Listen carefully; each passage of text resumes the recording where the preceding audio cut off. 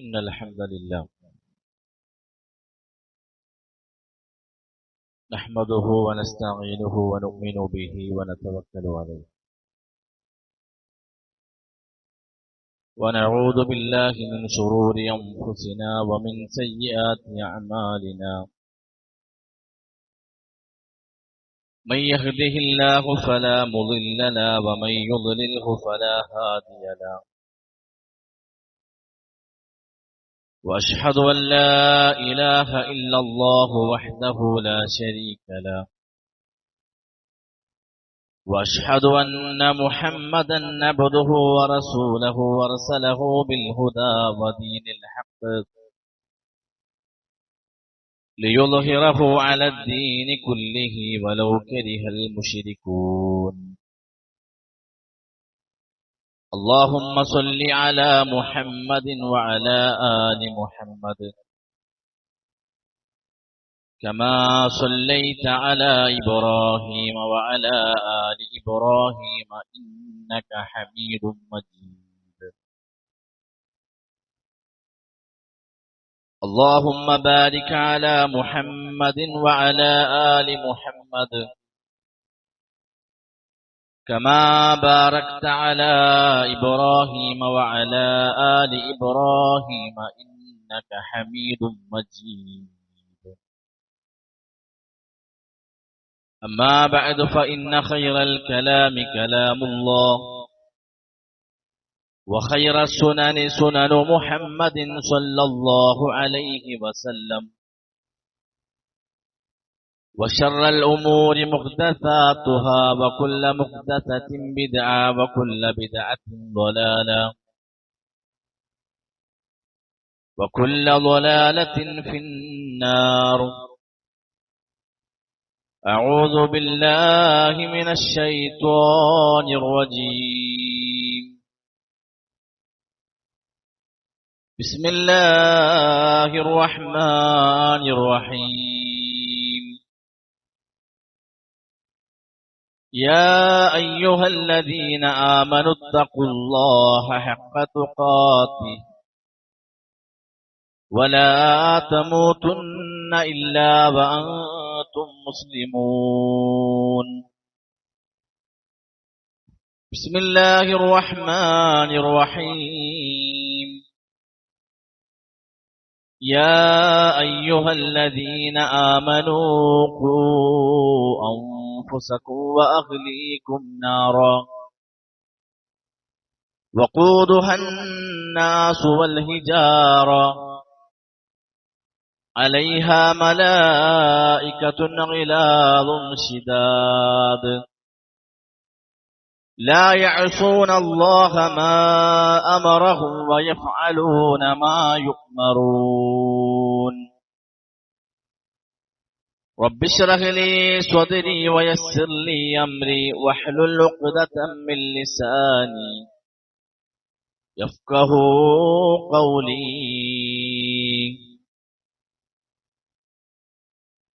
ഏറെ ബഹുമാനരായ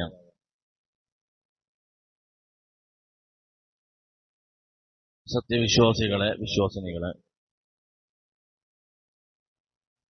പ്രപഞ്ച സൃഷ്ടാവായ അല്ലാഹു സുബ്ഹാനഹു വ തആലയുടെ നിയമങ്ങളും നിർദ്ദേശങ്ങളും കൃത്യമായി പാലിച്ച് തഖ്വയുള്ളവരായി ജീവിച്ചു മരിക്കാൻ അല്ലാഹു നമുക്ക് എല്ലാവർക്കും തൗഫീഖ് നൽകി അനുഗ്രഹിക്കുമാറാകട്ടെ. തഖ്വയുള്ളവരായി ജീവിക്കണമെന്ന് എന്നോടും നിങ്ങളോടും ഉപദേശിക്കുകയാണ്, വസിയ്യത്ത് ചെയ്യുകയാണ്. നമ്മുടെ സുഫിന്റെ പൂർത്തീകരണം ഒന്ന് ക്ലിയറാക്കുക. ഒരു ഭാഗത്തെ വടവുണ്ട്, അവിടെ നിന്ന് കയറുന്നത് സുഫില്ലാക്കാൻ എന്ത് ചെയ്യാം, ശ്രദ്ധിക്കാം. നമ്മുടെ ജുമുഅന്റെ പൂർണ്ണത കിട്ടണമെങ്കിൽ സുഫ് ശരിയാക്കുക എന്നുള്ളത് നിർബന്ധമാണ്. അതേപോലെ തുടക്കം തന്നെ ഉറങ്ങുന്ന ആളുകളുണ്ട്. ജുമുഅ ചരക്കല്ല് നീക്കി കളിച്ചവന്റെ ഖുതുബ പായ്വേലയായി എന്ന് പ്രവാചകൻ പറഞ്ഞത്. അന്ന് അവിടുത്തെ സൗകര്യങ്ങൾ മണലാണ്. അപ്പൊ മണലിൽ കളിക്കുന്ന ആളുകൾ അതൊരു സിറ്റുവേഷൻ ആയതുകൊണ്ട് സ്വാഭാവികമാണ് എന്ത് വിരലുകൊണ്ട് ഇങ്ങനെ മണലിൽ കളിക്കുക, അല്ലെങ്കിൽ കല്ലൊക്കെ ഉണ്ടെങ്കിൽ അങ്ങനെ നീക്കുക എന്നുള്ളത്. അവന്റെ ഖുതുബ പോയി എന്ന് പ്രവാചകൻ പറയുമ്പോൾ ഉറങ്ങണതിന്റെ വിധി എന്താണെന്ന് എനിക്കറിയില്ല. അള്ളാഹു പഠിക്കാനുള്ള മനസ്സിലാക്കാനുള്ള തൗഫീഖ് നമുക്ക് എല്ലാവർക്കും പ്രദാനം ചെയ്യണം. വെക്കേഷന്റെ സമയമാണ്. അതുമായി ബന്ധപ്പെട്ട ചില കാര്യങ്ങളാണ് ഇൻഷാ അല്ലാഹ് സംസാരിക്കുന്നത്. നമ്മുടെ മക്കളുടെ കാര്യങ്ങൾ അതീവ ഗുരുതരമായ അപകടകരമായ ഒരവസ്ഥയിലാണ് ഇപ്പോൾ പോയിക്കൊണ്ടിരിക്കുന്നത്. വിദ്യാർത്ഥി സമൂഹം വഴിവിട്ട ഒരു പാതയിലൂടെ നീങ്ങിക്കൊണ്ടിരിക്കുകയാണ്. എവിടെ നോക്കിയാലും ഏത് നാടുകളെടുത്താലും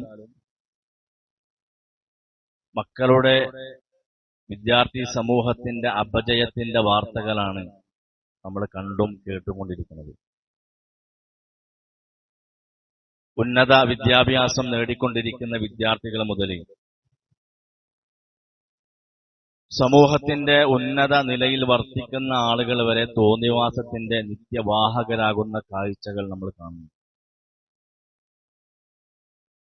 അത്തരം കേസുകളിൽ പിടിക്കപ്പെടുന്ന മുസ്ലിം പേരുകൾ കേൾക്കുമ്പോൾ നമുക്കൊക്കെ മനസ്സിൽ വല്ലാത്തൊരു പ്രയാസമുണ്ട്. കഴിഞ്ഞ ദിവസങ്ങളിൽ വന്ന ഓരോ വാർത്തകളും നമ്മൾ പരിശോധിക്കാം. ഒരു ഏതാനും മാസങ്ങൾക്കിടയിൽ വന്ന ഓരോ വാർത്തകളും. മൊബൈൽ ഫോണ് വാങ്ങിവെച്ചതിന്റെ പേരിൽ മകൻ മാതാവിന്റെ കഴുത്തറുക്കുക. 9ാം ക്ലാസ്സിൽ പഠിക്കുന്ന വിദ്യാർത്ഥിനി ഗർഭിണിയാകാണ്. അതേ ക്യാമ്പസിൽ പഠിക്കുന്ന അതേ സ്കൂളിൽ പഠിക്കുന്ന 14കാരനെ അറസ്റ്റ് ചെയ്തു പോലീസ്. ആലപ്പുഴ ജില്ലയില് സഹപാഠിയെ, സ്വന്തം കൂടെ പഠിക്കുന്ന പെൺകുട്ടിയെ വീട്ടിലേക്ക് വിളിക്കുകയാണ്. അഥവാ അസൈൻമെന്റ് എഴുതി തരണമെന്ന് പറഞ്ഞിട്ടാണ് വിളിക്കുന്നത്. വീട്ടിലേക്ക് ക്ഷണിച്ചു വരുത്തി ബലാത്സംഗം ചെയ്തു. 18കാരൻ അറസ്റ്റിലായി. 18 വയസ്സ് തികഞ്ഞ 3ാമത്തെ ദിവസമാണ് പോലീസ് അറസ്റ്റ് ചെയ്യുന്നത്. മദ്യത്തിലും മയക്കുമരുന്നിലും ദുഃഖങ്ങൾ കഴുകിക്കളയാനും ആനന്ദം കണ്ടെത്തുവാനും അതിലൂടെ കൂട്ടുകാരെ തേടുന്ന വലിയ വിദ്യാർത്ഥി സമൂഹമാണ് ഇന്ന് വളരുന്നത്. അക്ഷരം നുകരേണ്ട ക്ലാസ് മുറികളിൽ പോലും കഞ്ചാവ് മണക്കുന്ന, മദ്യം മണക്കുന്ന ക്ലാസ് മുറികളായി ഇന്നത്തെ വിദ്യാലയം മാറിക്കൊണ്ടിരിക്കുകയാണ്. ഇപ്പൊ കഴിഞ്ഞ ദിവസം 10ാം ക്ലാസ് പരീക്ഷ കഴിഞ്ഞ് കുട്ടികളെ കൂട്ടിക്കൊണ്ടുപോകാൻ രക്ഷിതാക്കൾ വരണമെന്നൊരു നിർദ്ദേശം ഗവൺമെന്റിന്റെ ഭാഗത്തുനിന്ന് വന്നു. കോടതി പറഞ്ഞു, കുട്ടികളെ കൂട്ടിക്കൊണ്ടുപോകാൻ ആര് വരണം? രക്ഷിതാക്കൾ വരണം. കഴിഞ്ഞ ആ 10ാം ക്ലാസ് പരീക്ഷ കഴിഞ്ഞ ദിവസമാണ് കോട്ടയത്തിലെ ഒരു സ്കൂൾ വിദ്യാർത്ഥികൾ എക്സാം കഴിഞ്ഞ അന്ന് ക്ലാസ് മുറിയിൽ നിന്ന് 10ാം ക്ലാസ്സിലെ കുട്ടികളുടെ ബാഗിൽ നിന്ന് അധ്യാപകര് മദ്യം പിടിച്ചെടുക്കുകയാണ്. അതേ കൂട്ടത്തിലൊരു കുട്ടിയുടെ ബാഗിൽ നിന്ന് 10,000 രൂപ അധ്യാപകർക്ക് കിട്ടി. പോലീസിന് കൈമാറി. പോലീസ് ചോദ്യം ചെയ്തപ്പോഴാണ് ആ 10,000 രൂപ എങ്ങനെ വന്നു എന്ന് ചോദിച്ചപ്പോ സ്വന്തം അമ്മയുടെ മോതിരം, സ്വർണ്ണ മോതിരം മോഷ്ടിച്ച് അത് വിറ്റ് കിട്ടിയ പണാണ്. ഓരോ വാർത്തകൾ നമ്മൾ പരിശോധിക്കുക. കോട്ടയം സർക്കാർ നഴ്സിംഗ് കോളേജിലെ തന്റെ സഹപാഠിയെ കൈകാലുകൾ കെട്ടിയിട്ട് കോമ്പസ് കൊണ്ട് കുത്തിപ്പരിക്കേൽപ്പിച്ച് ആ പരിക്കുകളിൽ, ആ മുറിവുകളിൽ ബാത്റൂമിൽ ഒഴിക്കുന്ന ലോഷൻ ഒഴിച്ചിട്ട് റാഗിങ് ചെയ്യാൻ. 16 വയസ്സുള്ള സുഹൃത്തിനെ ട്യൂഷൻ സെന്ററിൽ പോകുന്ന ആളിലെ കുട്ടികൾ എന്ത് ചെയ്യാണ്? അടിച്ചു കൊന്നിട്ട് സോഷ്യൽ മീഡിയയിലൂടെ, വാട്സപ്പിലൂടെ അത് ആനന്ദം കണ്ടെത്തിക്കാണ്ട് മെസ്സേജ് അയക്കുന്നു. ലഹരിക്കടിമപ്പെട്ട് ലഹരി വാങ്ങാൻ പണമില്ലാതെ വന്നപ്പോ സ്വന്തം മാതാവ് ഉൾപ്പെടെ തന്റെ കുടുംബത്തിൽപ്പെട്ട താൻ സ്നേഹിക്കുന്ന, താൻ പ്രേമിക്കുന്ന പെണ്ണിനെ അടക്കം 5 പേരെ, 6 ആളെ, മാതാവടക്കം 6 ആളെ ചുറ്റിക കൊണ്ടടിച്ചു. മാതാവ് രക്ഷപ്പെട്ടു, 5 ആളുകൾ കൊല്ലപ്പെടുകയാണ്. ഞാൻ പറയുന്നത് മുൻപെങ്ങും ഇത്തരം തിന്മകൾ ഉണ്ടായിരുന്നില്ല എന്നല്ല. ഈ തിന്മകളെ ഇത്രത്തോളം നിസ്സാരവൽക്കരിക്കുന്ന ഒരു രീതി ഇന്ന് എല്ലാ സീമകളും ലംഘിച്ചുകൊണ്ട് കടന്നിരിക്കുകയാണ്. അഥവാ നന്മകൾ തിരിച്ചറിയാനാവാത്ത വിധം തിന്മകൾ കൂട്ടിക്കുഴഞ്ഞ ഒരു കാലഘട്ടത്താണ് പ്രിയമുള്ളവരെ നമ്മളൊക്കെ ജീവിക്കുന്നത്. തിന്മയെ തിന്മയായി നോക്കിക്കാണാനുള്ള സാഹചര്യം പോലും ഇന്നത്തെ വിദ്യാർത്ഥി തലമുറയ്ക്ക്, പുതിയ തലമുറക്കില്ല എന്നർത്ഥം. മറ്റൊരു ഭാഗത്ത് സോഷ്യൽ മീഡിയയുടെ ഉപയോഗം ചെറുപ്രായത്തിൽ തന്നെ മക്കള്, ചെറിയ കുട്ടികൾ വരെ റീൽസുകളുടെ ലോകത്താണ്. 1 മിനിറ്റ് റീൽസുകളുടെ ലോകത്താണ് ഇന്ന് നമ്മുടെ കുട്ടികളൊക്കെ ജീവിക്കുന്നത്. ചെറിയ കുട്ടികൾ വരെ, ഇളം തലമുറ പോലും ആണും പെണ്ണുമായിട്ട് അഭിനയിക്കുന്നു. അതിനൊരുപാട് ചാനലുകളുണ്ട്, ഒരുപാട് ബ്ലോഗർമാര്, യൂട്യൂബേഴ്സ് അതിന്റെ പിന്നിലുണ്ട്. ആണും പെണ്ണുമായി, കോയയും സൈനയുമായി അഭിനയിക്കുന്ന ഇളം തലമുറ. അതുകൊണ്ട് കാണുന്ന കാഴ്ചകളൊന്നും അവർക്ക് വേണ്ടതല്ല. ഒളി അജണ്ടങ്ങൾ വെച്ചുള്ള ആസൂത്രിതമായ നീക്കങ്ങള് ലിബറൽവാദികളുടെ ഭാഗത്ത് നിന്ന് നടക്കുന്നുണ്ട്. ഇതിന്റെയൊക്കെ പിന്നില് പ്രിയമുള്ളവരെ ലിബറൽ ചിന്താഗതിക്കാരാണ്. കൃത്യമായ അജണ്ടകൾ ആ ലിബറൽവാദികൾക്ക് ഇതിന്റെ പിന്നിലുണ്ട്. ധാർമ്മിക മൂല്യങ്ങൾക്ക് യാതൊരു വിലയും കൽപ്പിക്കാത്ത ഒരു തലമുറയെ വാർത്തെടുക്കുക എന്നാണ് അതിന്റെ പിന്നിലുള്ള അവരുടെ ലക്ഷ്യം. അപ്പൊ ഇത്തരം പരിഷ്കാരങ്ങൾക്കെതിരെ, ഇത്തരം കാര്യങ്ങൾക്കെതിരെ മുസ്ലിം എന്ന നിലയ്ക്ക്, വിശ്വാസികൾ എന്ന നിലയ്ക്ക് കൃത്യമായി പ്രിയമുള്ളവരെ നാം ബോധം ഉള്ളവരാകണം. ഇസ്ലാം പഠിപ്പിച്ച നിയമങ്ങൾ മനുഷ്യന് എത്രത്തോളം സുരക്ഷിതത്വം നൽകുന്നുണ്ട് എന്നുള്ളത് ഒരു വിശ്വാസി എന്ന നിലയ്ക്ക് നമ്മൾ മനസ്സിലാക്കുക. ഇന്ന് നമ്മുടെ മക്കൾ പഠിക്കുന്ന ക്യാമ്പസുകളൊക്കെ വളരെ മലീമസമായി കൊണ്ടിരിക്കുകയാണ്. വളരെ മോശപ്പെട്ട രീതിയിലാണ്. പ്രണയവും അഭിഹിതങ്ങളും ബെസ്റ്റിയും ഫ്രണ്ട്ഷിപ്പും ഒക്കെ അതിരുവിട്ടൊരു കാലത്താണുള്ളത്. പണ്ട് പ്രേമെന്നാ പറഞ്ഞത്, ഇന്ന് പ്രേമെന്ന് പറയില്ല, ഇന്ന് ബെസ്റ്റിയാണ്. ഇതാരാന്ന് ചോദിച്ചാല് അതെന്റെ ബെസ്റ്റിയാണെന്ന്. എന്റെ ബെസ്റ്റി എന്ന് പറഞ്ഞാല് അതിന്റെ അർത്ഥം എന്താ അറിയോ? എന്റെ ഫ്രണ്ട് എന്നല്ല, ഞാൻ പ്രേമിക്കുന്ന എന്റെ പെണ്ണാണ്. മുസ്ലിം പെൺകുട്ടികളുടെ അരികിലേക്ക് ചില ബ്ലോഗർമാര് ചെന്നിട്ട് ആ ചെറിയ മൈക്ക് അങ്ങനെ പിടിച്ചിട്ട് ചെല്ലാണ്. എന്നിട്ട് ചോദിക്കണെന്ത്, നിന്റെ ബെസ്റ്റി ചോദിക്കാണത് എന്റെ കൂടെ കിടക്കുമോ എന്ന് ചോദിച്ചാല് നീ എന്തു പറയുന്നു? മുസ്ലിം പെൺകുട്ടി പറയണത് എനിക്ക് താല്പര്യം ഉണ്ടെങ്കിൽ ഞാൻ ഓക്കെ പറയും. എന്റെ കൂടെ വരുമോ, എന്റെ കൂടെ കിടക്കുമോ എന്ന് ചോദിച്ചാല് നിന്റെ ബെസ്റ്റ് ചോദിക്കുകയാണെങ്കിൽ നീ എന്തു പറയുന്നു ചോദിക്കുമ്പോ എനിക്കെന്താണ് ഇൻട്രസ്റ്റ് ഉണ്ടെങ്കിൽ, താല്പര്യമുണ്ടെങ്കിൽ, ആ സമയത്ത് എന്റെ മൂടതിന് പറ്റിയതാണെങ്കിൽ ഞാൻ സമ്മതിക്കുമെന്ന് പറയുന്നത് മുസ്ലിം പെൺകുട്ടികളാണ്. മൈ ചോയ്സ് മൈ ലൈഫ് എന്ന പുതിയ വാദം. എന്റെ ശരി, എന്റെ ചോയ്സ്, എന്റെ ലൈഫ്, അതാണ് അല്ലേ, അതാണ് ഇന്നത്തെ ലോകം, അതാണ് ജീവിതം തന്നെ. പ്രേമവും ഒളിച്ചോട്ടങ്ങളും ഇന്ന് കൂടി വരികയാണ്. ദിനേന എന്നോണം ഇത്തരം വാർത്തകൾ നമ്മൾ കേട്ടുകൊണ്ടിരിക്കുന്നുണ്ട്.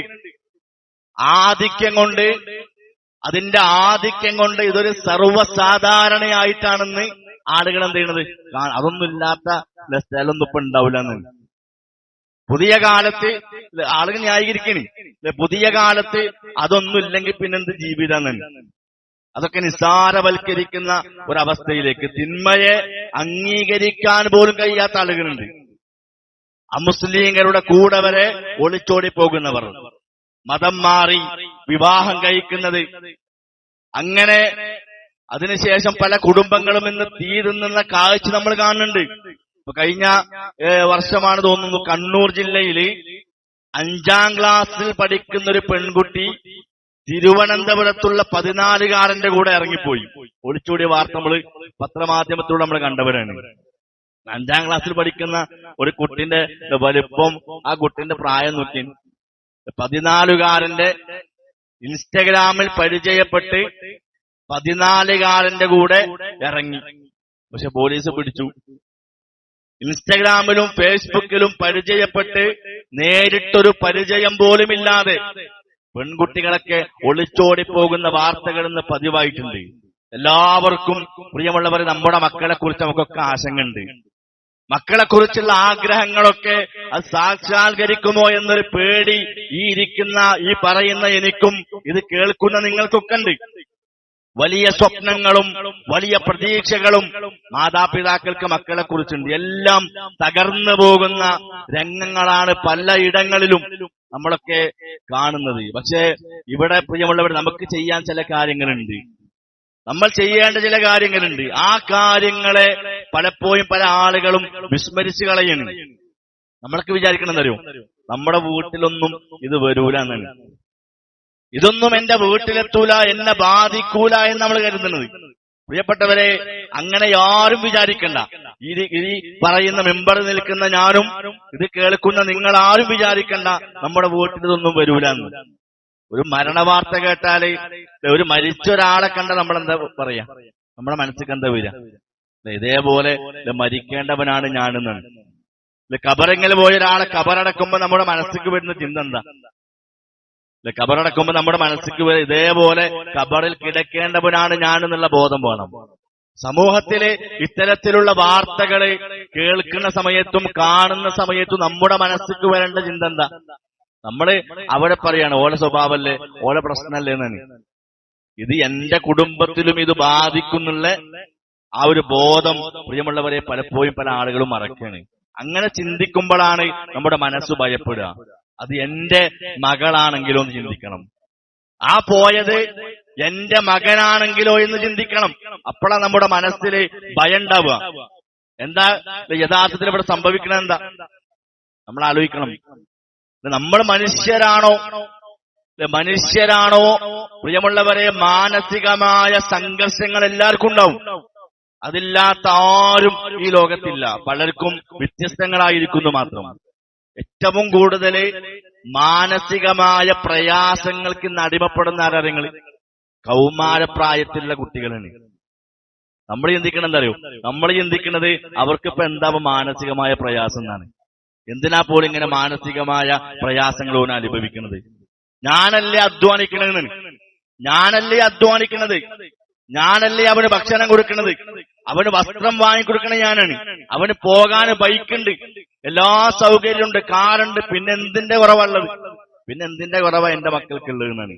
അതാണോ പ്രിയമുള്ളവരെ യഥാർത്ഥത്തിൽ മനസ്സെന്ന് പറഞ്ഞാൽ? നമ്മള് മാനസികമായിട്ടുള്ള സംഘർഷങ്ങളും പ്രയാസങ്ങളും ഉണ്ടാകുമ്പോ ദീനുള്ള ഒരാളെന്താ ചെയ്യാ? ദീനുള്ള ഒരാളാണെങ്കിൽ ചെയ്യെന്താ? ഒന്ന്, അയാൾ വിശുദ്ധ ഖുർആനിലേക്ക് അയാൾ മടങ്ങും. ഖുർആൻ ഓതിങ്ങാണ്ട് അതിലൂടെ അയാൾ സമാധാനം കണ്ടെത്തും. അല്ലെങ്കിൽ ദിക്റുകൾ ചൊല്ലും, ദുആകൾ ചൊല്ലും ആള്.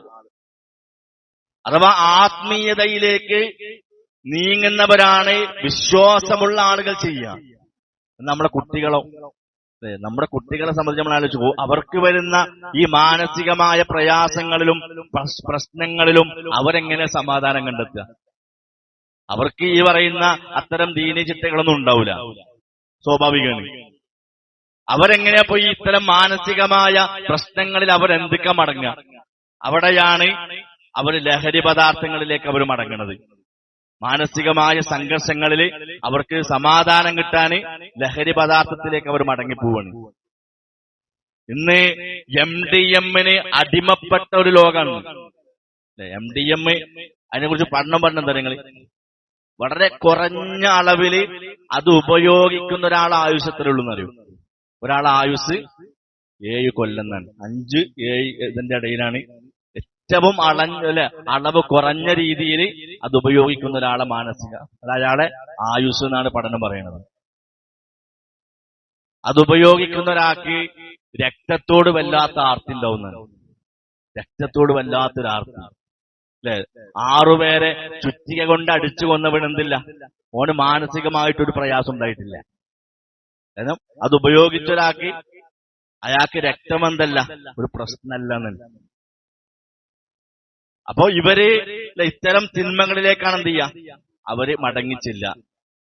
അതേപോലെ തന്നെ ഏതെങ്കിലും ആൺ സുഹൃത്തിൽ നിന്ന് കിട്ടുന്ന സ്നേഹത്തിലോ ഇക്കിളിപ്പെടുത്തുന്ന കാഴ്ചകളിലോ പെരുമാറ്റത്തിലോ ആയിരിക്കും നമ്മുടെ മക്കള് അവർക്ക് വരുന്ന മാനസികമായ പ്രയാസങ്ങൾ അവർ മടങ്ങുക.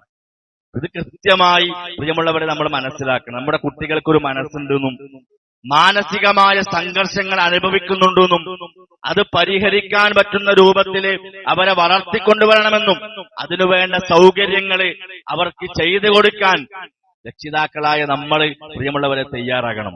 മിക്സഡ് കലാലയാണോ, ആണും പെണ്ണും ഒരുമിച്ചുള്ള കലാലയമാണോ, നമ്മുടെ മക്കളിൽ പ്രണയം സംഭവിച്ചിരിക്കും തീർച്ച. ഒരു സംശയം വേണ്ട. ഈ കാലഘട്ടത്തിൽ ആണും പെണ്ണും തമ്മിൽ ഒരു അകലം വേണമെന്ന് പറയാൻ പഠിപ്പിക്കുന്ന അധ്യാപകർക്കും രക്ഷിതാക്കൾക്കും പറയാൻ പറ്റാത്തൊരു ലോകമാണ്. അങ്ങനെ സംസാരിക്കാൻ പോലും പാടില്ല. അത്തരമൊരു സാഹചര്യത്തിൽ നമ്മൾ ജീവിക്കുന്നത്. ആണും പെണ്ണും തമ്മിൽ ഒരു അകലം വേണമെന്ന് പറയുന്നവൻ പിന്തിരിപ്പനാണെന്നാണ്, അവൻ പുരോഗമനത്തിനെതിരാണെന്നാണ് ഇന്നത്തെ പുതിയ വാദം. ഇത്തരമൊരു സാഹചര്യത്തില് നമ്മുടെ മക്കളിലേക്ക് പ്രണയം കടന്നു വരിക അത് സ്വാഭാവികമാണ്.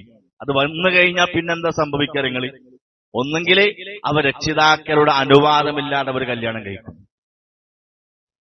രക്ഷിതാക്കൾ അറിയാതെ അവർ ഒളിച്ചോടി കാണത് സംഭവിക്കും, സമ്മതല്ലെങ്കിൽ.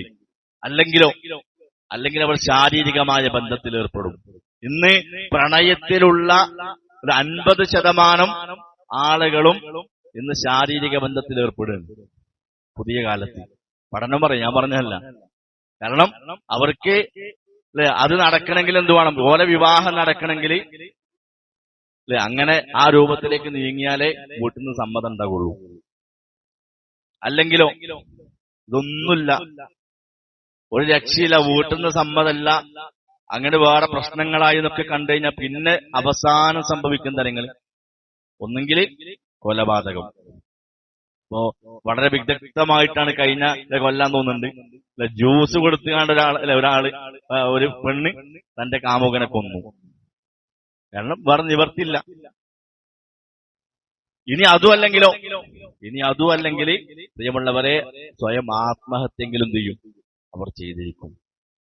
അതിനുള്ളൊരു പരിഹാരം പ്രിയമുള്ളവരെ കുട്ടികൾക്ക് ദീനീപരമായ ചിട്ട കൃത്യമായിട്ട് നമ്മൾ കൊടുക്കുക എന്നുള്ളതാണ്. പലപ്പോഴും നമ്മുടെ മക്കൾക്ക് ദീന് പഠിക്കാനുള്ള അവസരങ്ങളില്ല. ഒരു ജുമുഅ ഖുത്ബ പോലും കേൾക്കാനുള്ള ഒരു താല്പര്യമോ ആ നിലക്കുള്ള ഒരു സാഹചര്യങ്ങളോ പലപ്പോഴും രക്ഷിതാക്കൾ മക്കൾക്ക് ഒരുക്കി കൊടുക്കണില്ല. പ്രത്യേകിച്ച് പെൺകുട്ടികൾക്ക്. പള്ളി തടയുന്ന ആളുകളുണ്ട്, മുസ്ലിം സ്ത്രീകൾക്ക് പള്ളി തടയുന്ന ആളുകളുണ്ട്. നോക്കി, നമ്മുടെ പെൺമക്കൾക്ക് ദീന് പഠിക്കാൻ ആ ഒരു വെള്ളിയാഴ്ച ഉള്ളത്, ആ ഒരു വെള്ളിയാഴ്ച പോലും അവസരം കൊടുക്കാത്തവരാണ് ഇന്ന് ലോകത്തുള്ളത്. അവര് കാണുന്നതും കേൾക്കുന്നതും ഒക്കെ ആ നിലക്കുള്ള കാര്യങ്ങളാണ്. സീരിയലുകള്, സിനിമകള്, അതേപോലെ തന്നെ റീൽസുകള്, കോമഡികള്.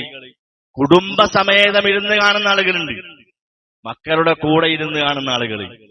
ഇൻസ്റ്റഗ്രാമിലും ഫേസ്ബുക്കിലും പലതരത്തിലുള്ള റീൽസുകളും വൈകൃതങ്ങളും ഷോർട്ട് ഫിലിമുകളുമാണ് നമ്മുടെ മക്കൾ കണ്ടുകൊണ്ടിരിക്കുന്നത്. അതുകൊണ്ട് ഈ ചെറുപ്രായം അവർ എന്തിനും പ്രേരിപ്പിക്കുന്ന ഒരു പ്രായമാണ്. അതുകൊണ്ട് രക്ഷിതാക്കളായ നമ്മൾ ഇതിന്റെ ഗൗരവവും അതിന്റെ പരിഹാരവും പ്രിയമുള്ളവർ നമ്മൾ അറിഞ്ഞേ മതിയാകൂ. മഹാനായ റസൂലുള്ളാഹി സ്വല്ലല്ലാഹു അലൈഹി വസല്ലമ അബൂ ദർദാ റളിയല്ലാഹു അൻഹുവിന് അദ്ദേഹം 10 ഉപദേശങ്ങൾ കൊടുത്തു. 10 ഉപദേശങ്ങൾ പ്രവാചകൻ പറഞ്ഞു കൊടുക്കുകയാണ്. അതിൽ പറഞ്ഞൊരു ഉപദേശം തരങ്ങൾ, അതിൽ പറഞ്ഞൊരു ഉപദേശം വലാ തർഫഅ അൻഹും അസ്വാക അദബ, നീ നിന്റെ ശിക്ഷണത്തിന്റെ തെർബിയത്തിന്റെ വടി അവരിൽ നിന്ന്, നിന്റെ കുടുംബത്തിൽ നിന്ന് താഴെ വെക്കാൻ പാടില്ല എന്നാണ്. അവർക്ക് അള്ളാഹുവിനെ കുറിച്ചുള്ള ഭയം അവരുടെ മനസ്സിൽ ഉണ്ടാക്കി കൊടുക്കുന്നതാണ്. അഥവാ ഭാര്യ സന്താനങ്ങൾക്ക് ഇസ്ലാമിക വിശ്വാസ ആചാരങ്ങളെ കുറിച്ച് വിജ്ഞാനം പകർന്നു കൊടുക്കേണ്ടതും അവയനുസരിച്ച് ജീവിതം ശരിപ്പെടുത്താനുള്ള സൗകര്യങ്ങളും സാഹചര്യങ്ങളും ഒരുക്കി കൊടുക്കേണ്ടത് കുടുംബനാഥനായ പുരുഷന്റെ ബാധ്യതയാണ്. പലപ്പോഴും പല കുടുംബങ്ങളിലും ഇത് ഫലപ്രദമായി നടക്കുന്നില്ല എന്നുള്ളതാണ് പ്രിയമുള്ളവരെ യാഥാർത്ഥ്യം. കുടുംബത്തിന് നൽകേണ്ട ശിക്ഷണ കാര്യത്തിൽ ഇന്ന് പല ആളുകളും പിറകോട്ട് പോയിരിക്കുകയാണ്. നോക്കൂ, നിങ്ങൾ മതത്തിൽ നിന്ന് ആളുകളെ അകറ്റാൻ വേണ്ടി ഇന്ന് പലരും പണിയെടുക്കുന്നുണ്ട്. മതമാണ് പ്രശ്നമെന്ന് പറഞ്ഞ് മതത്തിന്റെ വേലിക്കെട്ടുകൾ പൊട്ടിച്ചെറിഞ്ഞാലേ സ്വാതന്ത്ര്യമുള്ളൂ എന്ന് പറഞ്ഞ് നിരീശ്വരവാദത്തിലേക്കും യുക്തിവാദത്തിലേക്കും സ്വതന്ത്ര ചിന്തകളിലേക്ക് കൊണ്ടുപോകാൻ ഇന്ന് സമൂഹത്തിൽ പല ആളുകളും പണിയെടുത്തുകൊണ്ടിരിക്കുകയാണ്. ഇത്തരം പരിഷ്കാരങ്ങൾക്കെതിരെ മുസ്ലിം എന്ന നിലയ്ക്ക് കൃത്യമായി ഞാനും നിങ്ങളും ബോധവാന്മാരാകണം. വിവാദങ്ങളിൽ ഇടപെടുന്നതിന്റെ അപ്പുറം ഈ വിഷയത്തിൽ ഒരു മുസ്ലിമിന്റെ നിലപാട് എന്ത് എന്ന് കൃത്യമായി നമ്മൾ മനസ്സിലാക്കുക. പ്രിയമുള്ളവരെ, അള്ളാഹുവും അവന്റെ റസൂൽ സല്ലല്ലാഹു അലൈഹി വസല്ലമയും കൽപ്പിച്ച രൂപത്തിൽ തന്നെയാണോ നമ്മുടെ കുടുംബത്തിലെ ഓരോ ആണും പെണ്ണും വസ്ത്രം ധരിക്കുന്നത് നമ്മൾ ആലോചിക്കാം. നഗ്നത കാണും വിധം നിഷിദ്ധമായ വസ്ത്രം ധരിക്കുന്നവരുടെ കൂട്ടത്തില് നമ്മുടെ ഭാര്യമാരും നമ്മുടെ പെൺമക്കളും ഉണ്ടോ എന്ന് സ്വയം നമ്മളൊന്ന് പരിശോധിക്കണം. നെറ്റിത്തടത്തിലെ നിസ്കാരത്തയമ്പും 5 നേരം പള്ളിയിൽ വരുന്നവരും ദീനി ചിട്ടയിൽ ജീവിക്കുന്നവര് മക്കളുടെ വസ്ത്രത്തിന്റെ കാര്യത്തില്, അത് വാങ്ങിക്കൊടുക്കുന്ന കാര്യത്തില് ഇന്ന് പല ആളുകളും ശ്രദ്ധിക്കണില്ല. താടിയുള്ളവരെ കാണുമ്പോ, ദീനുള്ളവരെ കാണുമ്പോ, പള്ളിയിലെ മഹല്ലത്തിൽപ്പെട്ട അതിന്റെ കമ്മിറ്റിയിൽപ്പെട്ട ആളുകളെ കാണുമ്പോ തന്റെ ഷാള് കൊണ്ടോ തന്റെ താടിത്തലപ്പ് കൊണ്ടോ തലമറക്കുന്ന പെണ്ണുങ്ങളുണ്ട്. ആ കൂട്ടത്തില് നമ്മുടെ ഭാര്യമാരും നമ്മുടെ പെൺമക്കളും ഉണ്ടോ എന്ന് നമ്മൾ കൃത്യമായി നമ്മൾ പരിശോധിക്കുക. ആരെയാ സഹോദരങ്ങൾ നമ്മൾ പേടിക്കുന്നത്?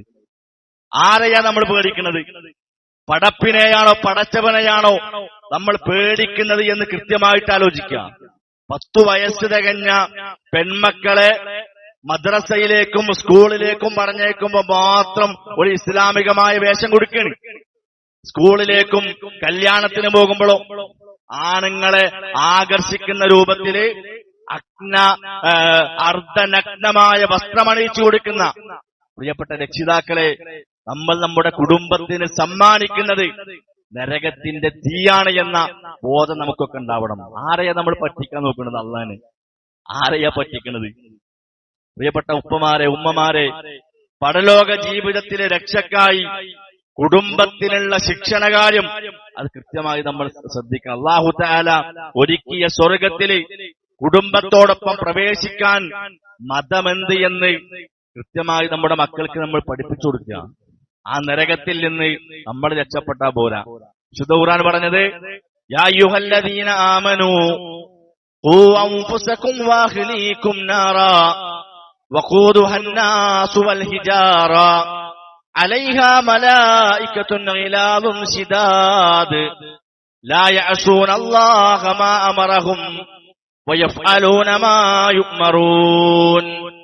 യാ അയ്യുഹല്ലദീന ആമനൂ, യാ വിശ്വസിച്ചവരെ, ഖൂ അൻഫുസകും വഅഹ്ലീകും നാറാ, നിങ്ങൾ നിങ്ങളെയും നിങ്ങളുടെ കുടുംബത്തെയും ആ നരകത്തിൽ നിന്ന് രക്ഷപ്പെടുത്തിക്കോ. ഖൂ അൻഫുസകും എന്നാണ്, നിങ്ങൾ സ്വയം ആ നരകത്തിൽ രക്ഷപ്പെടണം. വഅഹ്ലീകും, നിങ്ങളുടെ കുടുംബത്തെയും നിങ്ങൾ രക്ഷപ്പെടുത്തിക്കോ. വഖൂദുഹാ അന്നാസു വൽ ഹിജാറ, ആ നരകമുണ്ടല്ലോ അത് മനുഷ്യരും കല്ലുകളും ഇന്ധനമായി കത്തിക്കപ്പെടുന്ന നരകമാണ്. മനുഷ്യരും കല്ലുകളുമാണ് നരകത്തിൽ കത്തിക്കപ്പെടുക. ആ നരകത്തിൽ നിന്ന് നിങ്ങൾ സ്വയം രക്ഷപ്പെട്ടാ പോരാ. അതുകൊണ്ട് കുടുംബത്തിന് പ്രിയമുള്ളവർ നല്ല ഉപദേശങ്ങള്, നല്ല ദീന് അവർക്ക് പകർന്നു കൊടുക്കാൻ നമ്മൾ തയ്യാറാകണം. ഭർത്താവിന്റെ ഉപദേശം ഭാര്യയിൽ മാറ്റമുണ്ടാക്കുന്നത് പോലെ മാതാപിതാക്കളുടെ ഉപദേശം മക്കളിൽ മാറ്റമുണ്ടാകും. തീർച്ച. മാ നഹല വാലിദുൻ വലദഹു മിൻ നഹ്ലിൻ അഫ്ളലു മിൻ അദബിൻ ഹസൻ. പ്രവാചകൻ സല്ലല്ലാഹു അലൈഹി, ഒരു പിതാവിനും തന്റെ മക്കൾക്ക് നല്ല തർബിയത്തിനേക്കാൾ, നല്ല ശിക്ഷണത്തെക്കാൾ വലിയ സമ്മാനം കൊടുക്കാൻ സാധ്യമല്ല എന്നാണ്. ഏറ്റവും നല്ല സമ്മാന തരങ്ങൾ മക്കൾക്ക് കൊടുക്കുന്ന ബൈക്കും കാറും ജീപ്പൊന്നുമല്ല. മക്കൾക്ക് കൊടുക്കുന്ന സമ്മാനം എന്ന് പറഞ്ഞാൽ ഏറ്റവും നല്ല തെർബിയത്ത് അവർക്ക് കൊടുക്കുക എന്നുള്ളതാണ്. മക്കൾക്ക് കൊടുക്കുന്ന ഏറ്റവും നല്ല ഗിഫ്റ്റ് അതാണ്. ഇല്ല എങ്കിൽ നാളെ പരലോകത്ത് പ്രിയമുള്ളവരെ ആ മക്കൾ നമുക്കെതിരെ തിരിയും. ഖുർആൻ പറഞ്ഞ വാക്കാണെന്ത്? യുബസ്വറൂനഹും യവദ്ദുൽ മുജ്രിമു ലൗ യഫ്തദി മിൻ അദാബി യൗമിഇദിൻ ബിബനീഹി വസ്വാഹിബതിഹി വഅഖി വഫസീലതിഹി അല്ലതി തുവി വമൻ ഫിൽ അർളി ജമീഅൻ സുമ്മ യുൻജി. എന്താ ഖുർആൻ പറയണത്? നാളെ പരലോകത്ത് മനുഷ്യന്മാര് വരും അള്ളാന്റെ മുമ്പിൽ. പ്രിയമുള്ളവരെ, ആ മക്കൾ മാതാപിതാക്കൾക്കെതിരെ സംസാരിക്കുന്ന ഒരു ലോകം.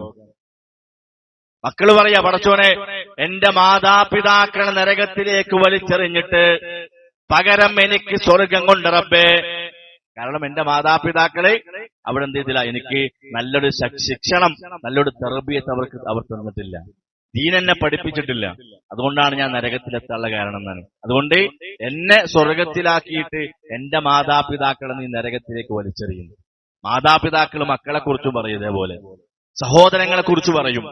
ലോകത്തുള്ള മുഴുവൻ മനുഷ്യരെയും ഞാൻ പകരം തരാം, എന്നെ ആ നരകത്തിൽ നിന്ന് രക്ഷപ്പെടുത്തണേ റബ്ബേ. അങ്ങനെ മനുഷ്യന്മാരവിടെ വിലപിക്കുന്ന ഒരു ലോകം പ്രിയമുള്ളവരെ നമുക്കൊക്കെ വരാണ്ട്. ആ ഒരു അവസ്ഥ ഇല്ലാതിരിക്കാൻ കുടുംബത്തിന് എന്ത് ചെയ്യാം, നല്ല തർബിയത്ത് നമ്മൾ പകർന്നു കൊടുക്കുക എന്നുള്ളതാണ് പ്രിയമുള്ളവർ അതിനുള്ള പരിഹാരം. നമ്മുടെ മക്കളെ കുറിച്ച് നമ്മൾ വളരെയേറെ ജാഗരൂകരായിരിക്കേണ്ട ഒരു സമയമാണ്. വളരെ ശ്രദ്ധയോടുകൂടി നമ്മൾ ഇടപെടേണ്ട ഒരു കാലത്ത് നമ്മൾ ജീവിക്കുന്നത്. അല്ലാഹു തആല നമ്മുടെ മക്കളെ സ്വാലിഹായ മക്കളാക്കി നമുക്ക് നൽകി അനുഗ്രഹിക്കുമാറാകട്ടെ. അല്ലാഹു അവരെയും നമ്മെയും അവരുടെ ജന്നാത്തുൽ ഫിർദൗസിൽ ഒരുമിച്ച് കൂട്ടി അനുഗ്രഹിക്കുമാറാകട്ടെ.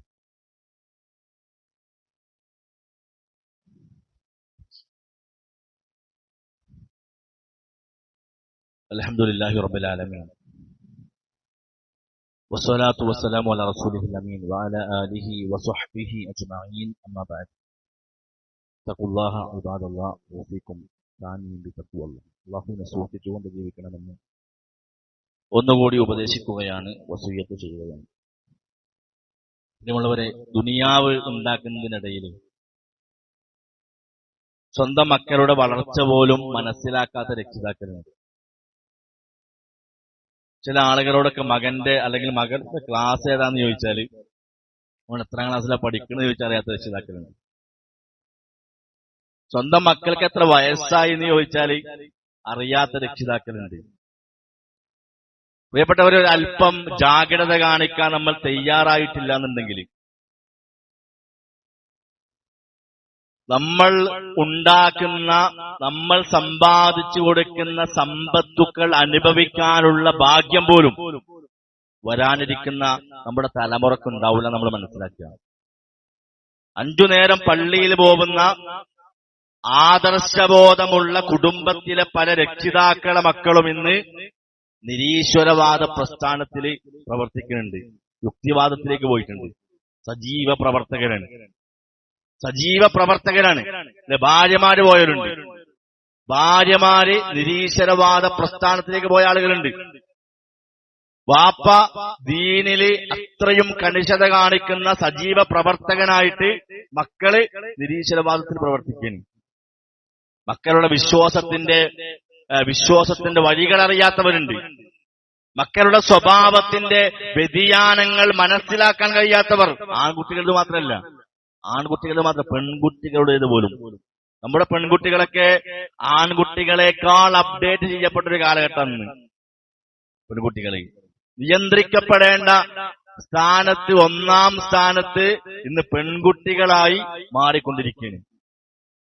കലാലയ ക്യാമ്പസിൽ ആഘോഷങ്ങളിൽ കൊരവയിടാനും കൂകി വിളിക്കാനും ശരീരത്തിൽ മറക്കേണ്ട ഭാഗത്ത് മറക്കാതെ സ്റ്റേജിൽ തുള്ളാനും ഡാൻസ് കളിക്കാനൊക്കെ മുൻപന്തിയിലാരാ? പെൺകുട്ടികളാണ്. ആൺകുട്ടികൾ എന്തെങ്കിലും അറിയങ്ങൾ? ആൺകുട്ടികള് അത് കണ്ടിട്ട് ഇങ്ങനെ അല്ലെ ഒരു ജാല്യതയാണ്. അവരൊക്കെ ആകെ ലജ്ജ. ആൺകുട്ടികൾ തല താഴ്ത്തിക്കൊണ്ടിരിക്കുകയാണ് പെൺകുട്ടികൾക്ക് മുന്നിൽ. അതുകൊണ്ട് നമ്മൾ അറിയണം, പ്രിയമുള്ളവർ, രാവിലെ വീട്ടിൽ നിന്നിറങ്ങുന്ന നമ്മുടെ മക്കൾ ഏതൊക്കെ കൂട്ടായ്മകളിൽ നമ്മുടെ മക്കൾ പോകുന്നുണ്ടെന്ന് കൃത്യമായിട്ട് മനസ്സിലാക്കണം. കൂൾബാറിൽ തന്റെ ബെസ്റ്റിയുടെ കൂടെ ഇരുന്ന് ഒറ്റ ഗ്ലാസ്സില് ഒരു സ്ട്രോ ഇട്ടുകാണ്ട് ജ്യൂസ് വലിക്കുന്ന കാലഘട്ടം. ഇത് വെറുതെ പറയല്ല അല്ലെ, കണ്ടുകൊണ്ട് നമ്മൾ കണ്ടുകൊണ്ടിരിക്കുന്ന കാഴ്ചയാണ്. ഒറ്റ ക്ലാസ്സിന്ന് അല്ലെ ഒരു സ്ട്രോ ഇട്ടിട്ട് തന്റെ ലൗവറുടെ കൂടെ ഇരുന്നിട്ട് ജ്യൂസ് വലിക്കുന്ന കാലം. ഇതൊക്കെ കൃത്യമായി നമ്മൾ അറിഞ്ഞിരിക്കണം. നേരം വെളുത്ത് ഓഫീസിക്കും ജോലിക്കും ദുനിയാവ് ഉണ്ടാക്കാൻ വേണ്ടി നമ്മൾ ഓടുമ്പോഴേ പിന്നീട് ആളുകൾ സങ്കടം പറയുന്നത് അല്ല, എന്റെ മകളൊന്നും അങ്ങനത്തോളായിരുന്നില്ല, എനിക്ക് വിശ്വസിക്കാൻ പറ്റണില്ല, എന്റെ മകനൊക്കെ അത്തരമൊരു തിന്മയിൽ പെട്ടു എന്ന് എനിക്ക് വിശ്വസിക്കാൻ പറ്റണില്ല, പിന്നെ സങ്കടം പറയാണ്. ഇന്ന് പ്രേമവും ഒളിച്ചോട്ടവും കൂടി വരികയാണ്. പെൺമക്കള് ബാപ്പ ഇല്ലെങ്കിലും ഞാൻ ജീവിക്കുന്നുള്ള അവസ്ഥയ്ക്ക് എത്തി. എന്റെ ഉമ്മ പൊട്ടിക്കരഞ്ഞാലും വേണ്ടില്ല, എന്റെ ബാപ്പ പൊട്ടിക്കരഞ്ഞാലും വേണ്ടില്ല, എനിക്ക് തോന്നിയവന്റെ കൂടെ, ഞാൻ ഇഷ്ടപ്പെടുന്നവന്റെ കൂടെ ഞാൻ ജീവിക്കുമെന്ന് പറയുന്നിടത്തേക്ക്, അത് ഏത് മതമായിക്കോട്ടെ, അന്യമതത്തിൽപ്പെട്ടവനാണെങ്കിൽ പോലും എനിക്ക് കുഴപ്പമില്ല എന്ന് ചിന്തിക്കുന്നിടത്തേക്ക്, പ്രവർത്തിക്കുന്നിടത്ത് നമ്മുടെ പെൺമക്കളെ എത്തിക്കൊണ്ടിരിക്കുന്ന ഒരു കാലമാണ്. ലിബറലിസം എന്ന പേരില് ചില വിദ്യാർത്ഥി സംഘടനകൾ വരെ ഇത്തരം തിന്മകൾക്ക് വേണ്ടി കുടപിടിക്കാണ്. അവർക്ക് സഹായങ്ങൾ കൊടുക്കാൻ, അവരെ സംരക്ഷിക്കാൻ ഇന്ന് സംഘടനകൾ പ്രിയമുള്ളവരെ ഇന്ന് സജീവമായിട്ട്. അതുകൊണ്ട് വളരെ ജാഗരൂകരായി നമ്മൾ ഈ കാലഘട്ടത്തിൽ നിൽക്കണം. ഇല്ല എങ്കിൽ 9ാം ക്ലാസ്സിലും 10ാം ക്ലാസ്സിലും +2 ഒക്കെ പ്രസവിക്കുന്ന പെൺകുട്ടികളുടെ കൂട്ടത്തില് നാളെ നമ്മുടെ മക്കളുണ്ടാവും. അള്ളാഹു കാത്തു രക്ഷിക്കുമാറാകട്ടെ. അതുകൊണ്ട് കൃത്യമായ ഒരു തർബിയത്ത് പ്രിയമുള്ളവരെ നമ്മുടെ മക്കൾക്ക് നമ്മൾ പകർന്നു കൊടുക്കണം. ഒന്നാമത്തെ ഉപദേശം തരങ്ങൾ, ഒന്നാമതായി നമ്മുടെ മക്കൾക്ക് നമ്മൾ കൊടുക്കേണ്ട ഉപദേശം മഹാനായ ലുഖ്മാൻ തന്റെ മകന് കൊടുത്ത ഉപദേശം, യാ ബുനയ്യ ലാ തുശ്രികു ബില്ലാഹ് ഇന്ന ശിർക ലദുൽമുൻ അളീം. അതാണ് ഏറ്റവും വലിയ ഉപദേശം. ശിർക്കിനെ തൊട്ട് അതിന്റെ ഗൗരവത്തെ കൃത്യമായി നമ്മുടെ മക്കൾക്ക് ബോധ്യപ്പെടുത്തി കൊടുക്കുക. അങ്ങനെ ബോധ്യപ്പെട്ട ഒരാൾക്ക് ഇത്തരം തിന്മയിൽ നിന്ന് രക്ഷപ്പെടാൻ സാധിക്കുള്ളൂ. പ്രവാചകൻ സ്വല്ലല്ലാഹു അലൈഹി വസല്ലമ പ്രവാചകന്റെ ദഅവത്ത് തുടങ്ങിയത് ഇല്ല ജാഹിലിയ്യ കാലം നമുക്കറിയാം. ജാഹിലിയ്യ കാലം എങ്ങനെയാണ്? സ്വന്തം ഉമ്മയെ അല്ലയോ, ഇന്ന് രാത്രിക്ക് മാത്രം എനിക്കൊരു പെണ്ണിനെ വേണമെന്ന് പറഞ്ഞ ആളുകളാണ്. അഥവാ ഒരു പെണ്ണിനും കിട്ടിയിട്ടില്ലെങ്കിൽ, ഒരാളെയും കിട്ടിയിട്ടില്ലെങ്കിൽ സ്വന്തം ഉമ്മയെ വ്യഭിചരിച്ചവരായിരുന്നു ജാഹിലിയത്തിൽ അറബികളിൽ. മദ്യത്തിന് അടിമപ്പെട്ടവരായിരുന്നു. മദ്യത്തിന് അടിമപ്പെട്ട് പ്രിയമുള്ളവരെ അതിലെ അത്രയും മോശപ്പെട്ട രൂപത്തിൽ അത് ഉപയോഗിക്കുന്ന ജനതയായിരുന്നു ആര്? ജാഹിലിയത്തിൽ അറബികളിൽ. അവരോട് പ്രവാചകൻ സല്ലല്ലാഹു അലൈഹി വസല്ലമ ആദ്യം പറഞ്ഞത് നിങ്ങൾ മദ്യപിക്കണ്ടെന്നല്ല. അത്രയും മോശപ്പെട്ട ഒരു ജനതയോട് പ്രവാചകൻ ആദ്യം പറഞ്ഞു കൊടുത്ത ഉപദേശം എന്താ? ശിർക്ക് ചെയ്യാൻ പാടില്ല എന്നല്ല. അവർ ആ ശിർക്കിൽ നിന്ന് മോചനം കിട്ടിയപ്പോ പ്രവാചകൻ പറഞ്ഞെന്ത്? നിങ്ങൾ മദ്യപിക്കാൻ പാടില്ല. എപ്പോ നിസ്കാരത്തിലേക്ക്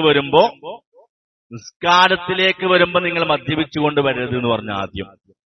അവർ നിസ്കരിക്കാൻ വന്നത് എങ്ങനെയാണ്? ലഹരി ബാധിച്ചുകൊണ്ടാണ് അവർ നിസ്കരിക്കാൻ വന്നത്. അപ്പൊ ആ നിസ്കാരത്തിന്റെ സമയത്ത് നിങ്ങൾ അത് ഒഴിവാക്കണം എന്ന് പറഞ്ഞു. പിന്നീടാണ് പ്രവാചകൻ സ്വല്ലല്ലാഹു അലൈഹി വസല്ലമ ഫഹൽ അൻതും മുൻതഹൂൻ എന്ന് പറഞ്ഞു. ഫഹൽ അൻതും മുൻതഹൂൻ, വിശുദ്ധ ഖുർആനിന്റെ ആയത്തിറങ്ങി, നിങ്ങൾക്ക് വിരമിക്കാൻ സമയമായില്ലേ? അവര് അതിൽ നിന്ന് വിരമിക്കാന്. കള്ള് കുടിച്ചിരുന്നവരുണ്ട്. അവരെന്ത് ചെയ്തു? അവരുടെ വായിലേക്ക് അവർ കൈയിട്ട് ഛർദ്ദിക്കാൻ തുടങ്ങി.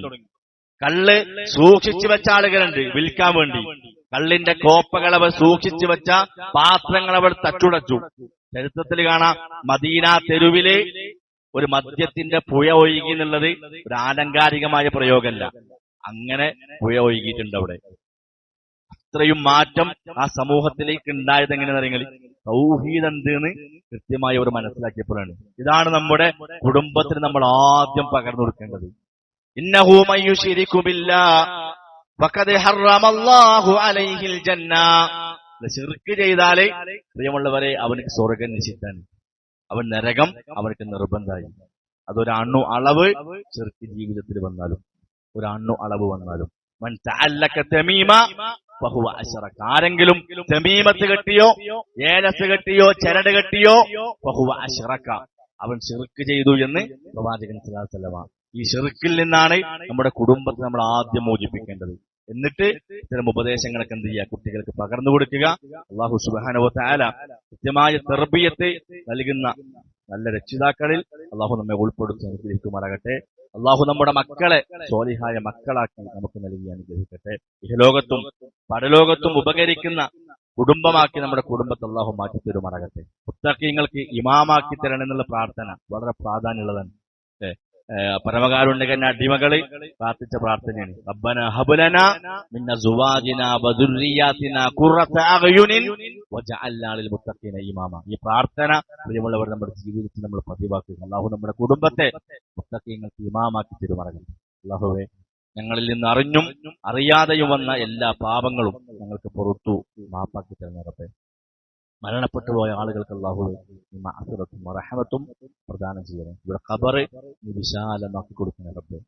അവരെയും ഞങ്ങളെയും നീ നിന്റെ ജന്നാത്തുൽ ഫിർദൗസിൽ ഒരുമിച്ച് കൂട്ടി അനുഗ്രഹിക്കണേ. രോഗം കൊണ്ട് പ്രയാസപ്പെടുന്ന ഒരുപാട് ആളുകൾ അല്ലാഹു അവരുടെ രോഗങ്ങളൊക്കെ ശിഫയാക്കി കൊടുക്കുമാറാകട്ടെ. മാരകമായ എല്ലാ രോഗത്തിൽ നിന്നും അല്ലാഹു നമ്മെയും നമ്മുടെ കുടുംബത്തെയും അല്ലാഹു രക്ഷപ്പെടുത്തി അനുഗ്രഹിക്കുമാറാകട്ടെ. കടം കൊണ്ട് പ്രയാസപ്പെടുന്ന ആളുകളുണ്ട്, കച്ചവടത്തിൽ പ്രയാസപ്പെടുന്ന ആളുകൾ അല്ലാഹു ഖൈറും ബറക്കത്തും പ്രദാനം ചെയ്യുമാറാകട്ടെ. കടങ്ങൾ അല്ലാഹു ദൂരീകരിച്ചുമാറാകട്ടെ. اللهم اغفر للمؤمنين والمؤمنات والمسلمين والمسلمات والأحياء منهم والأموات إنك مجيب الدعوات يا قاضي الحاجات. اللهم أعز الإسلام والمسلمين وأذل الشرك والمشركين وانصرنا على القوم الكافرين. ربنا هب لنا من أزواجنا وذرياتنا قرة أعين وجعلنا للمتقين إماما. اللهم انصر إخواننا المسلمين في كل مكان. اللهم انصر إخواننا المسلمين في فلسطين. اللهم حذر المسلمين في فلسطين. ربنا آتنا في الدنيا حسنة وفي الآخرة حسنة وقنا عذاب النار. آمين آمين برحمتك يا أرحم الراحمين.